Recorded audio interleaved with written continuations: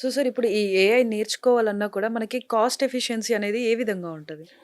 Ma'am ఇంతకుముందు నేర్చుకోవడానికి చాలా టూల్స్ ఉన్నాయండి. హ్మ్. ప్రొడక్ట్స్ యూట్యూబ్‌లో చాలా వీడియోస్ ఉంటాయి. కాకపోతే ఏంటంటే నేర్చుకున్నది యాక్షన్‌లో పెట్టడమే చాలా ఇంపార్టెంట్. హ్మ్. ఇప్పుడు ఏఐకి చాలా ట్రైనింగ్స్ వచ్చేసాయి. చాలా ట్రైనింగ్స్ ఉన్నాయి. దే ఫస్ట్ అండర్‌స్టాండ్ చేసుకొని తర్వాత పైథాన్ నేర్చుకొని సో వాళ్ళు ఒకసారి నేర్చుకున్న తర్వాత వాళ్ళ ఐడియాని దాన్ని ఇంప్లిమెంట్ చేయగలగాలి. ఇంప్లిమెంట్ చేస్తేనే they will get more understanding. హ్మ్.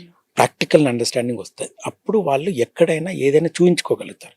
ఏఐకి నిజంగా కూడా ఏఐ జాబ్స్‌కి చాలా ప్యాకేజెస్ ఉన్నాయి. చాలా హ్మ్. కమర్షియల్‌గా చాలా వయబుల్.